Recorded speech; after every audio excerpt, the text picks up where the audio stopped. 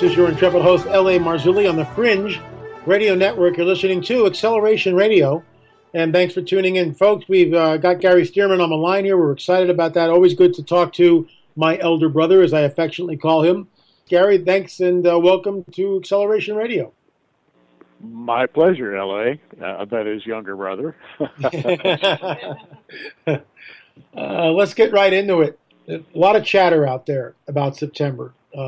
It can get people really hyped up. I understand that. And yet, cool heads should prevail.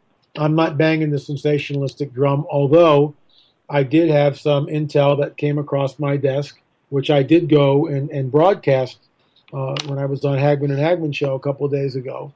You know, you got the blood moons, you've got Shemitah, you've got the Pope coming over, you got Madonna performing the Desecration of the Bride, which I believe is right in your face. Jade Helm this summer, lots going on, gets everybody riled up. And we've been through this before, 88 reasons why the rapture will happen in 1988. Yeah. I get that. And yet, 1988 is completely different than where we are in 2015. Added to what I just said, you've got the massive influx of Islamic refugees pouring into Europe, which, in my opinion, it is basically an invasion. You've got Israel now surrounded by those who pose an existential threat to her. We've got the crazy deal with Iran. Nothing has changed politically by the mullahs in Iran. Death to America every Friday. Maybe the majority of the people don't want that, but that's what the ideology of those who are ruling Iran. So you've got a climate which, of course, is chaotic, in my opinion. I just want your straight shot. Do you think, what's your take on all this? What do you think may or may not happen this month? In a way, it's already happening.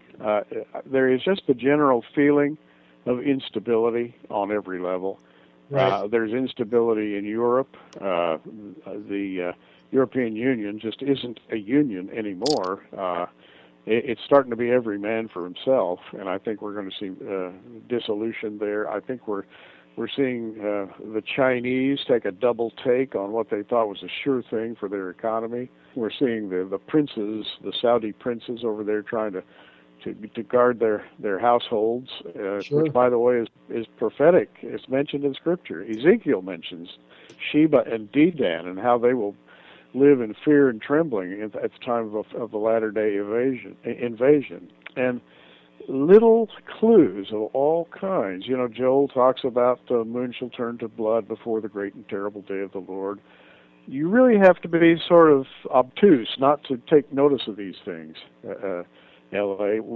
Not only do we see natural instabilities, and there are all kinds of indicators that suggest that the entire ecostructure of Earth may be just moving and shaking a little bit, even as Jesus said, earthquake, famine, and pestilence.